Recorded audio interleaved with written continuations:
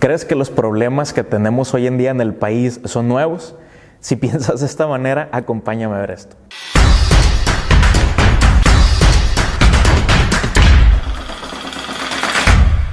México, o el país, el Imperio Mexicano, nace a la vida independiente con una serie de retos y dificultades que pudieran parecerse mucho al contexto que nosotros estamos viviendo en la actualidad.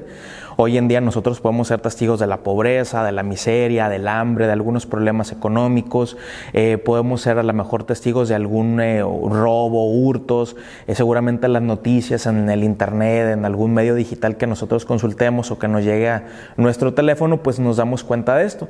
Pero en realidad estos problemas han estado presentes en nuestro país desde que México es México, y básicamente en la época en la que nacemos a la vida independiente, pues toda esta serie de problemas se agudizó más. Imagínense, 11 años de guerra de independencia dejaron todos los campos agrícolas y ganaderos totalmente destruidos.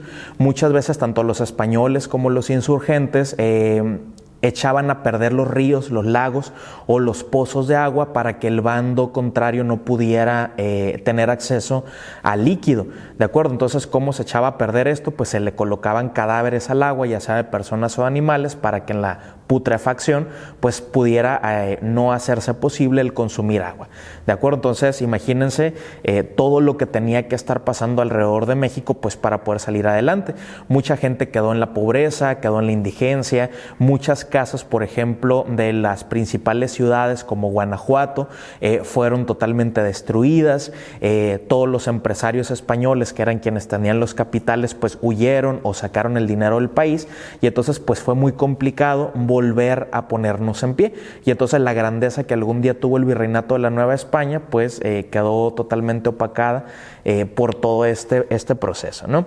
¿Qué otra cosa está ocurriendo? En el aspecto político, todo el siglo XIX, no solo en América Latina o en México, sino a nivel internacional, se caracteriza por el enfrentamiento de dos bloques ideológicos, los liberales y los conservadores.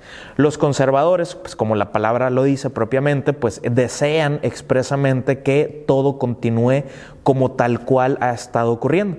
En este caso, por ejemplo, pretenden ellos conservar su riqueza, sus derechos, algunos privilegios. Principalmente en este grupo se van a encontrar hacendados, se van a encontrar empresarios, mineros, personajes, por ejemplo, ligados a la iglesia o sacerdotes con muy altos rangos dentro de la iglesia católica. Van a estar también los militares y, lógicamente, pues todos los españoles peninsulares. Entonces, ellos desean que todo permanezca exactamente de la misma manera como ocurrió en el virreinato de la Nueva España. Por el otro lado, los liberales van a representar el progreso, el cambio, y ellos básicamente son los viejos insurgentes que pelearon durante todo el proceso de independencia, y entonces quieren que haya una transformación y que esa transformación pues beneficie a gran parte de la población. Esto no es algo novedoso, viene desde la Ilustración, y justamente, por ejemplo, en la Revolución Francesa también va a estar como muy específico, ¿no? Entonces, para el caso de América Latina o de nuestro país, todo el siglo XIX va a estar marcado por una lucha y un enfrentamiento constante entre liberales y conservadores. En la antigüedad no había partidos políticos, había logias masónicas. Una logia masónica es algo así como una reunión secreta. Básicamente los masones invitan a sus miembros a participar dentro de sus reuniones. No se sabe expresamente cuáles son los temas que ellos aborden, porque hay mucho secreto o hay un hermetismo en torno a esto, porque es una sociedad secreta. Y ¿cómo llegó a nuestro país? Llegó posterior más o menos de la independencia de los Estados Unidos en 1776, y entonces todas estas ideas van a ir poco a poco introduciéndose a nuestro país. Llegan las logias masónicas. Había una que era muy famosísima, la del Rito de York, y otra que se conoce como el Rito Escocés, y entonces va a agrupar tanto a liberales en una y a conservadores en otra. Y entonces los mexicanos en aquel momento, recién independizados, pues si tenían el interés de participar en las discusiones políticas, tenían que pertenecer pertenecer a una logia masónica donde se tomaban los principales acuerdos o las principales decisiones para poder sacar al país adelante de la mejor manera posible. Entonces, todo el siglo XIX va a estar marcado por esto. Imagínense en el ambiente o un día común y corriente, costumbres todavía españolas o novohispanas, festividades españolas o novohispanas que también se seguían celebrando. No es como que nos independizamos y empezamos nosotros a hacer México como nosotros lo conocemos, sino que paulatinamente, poco a poco, pues ha sido todo un proceso de transformación o de cambio. También es importante que sepamos que cuando México o el Imperio Mexicano logra la independencia, logramos la independencia con una gran extensión territorial, es decir, el territorio que era el Imperio Mexicano o lo que en la antigüedad fue la Nueva España, pues era muy amplio. Algunos, por ejemplo, personajes de la época más o menos de la independencia, ellos piensan o ellos aseguran, afirman que el virreinato de la Nueva España llega incluso hasta Alaska.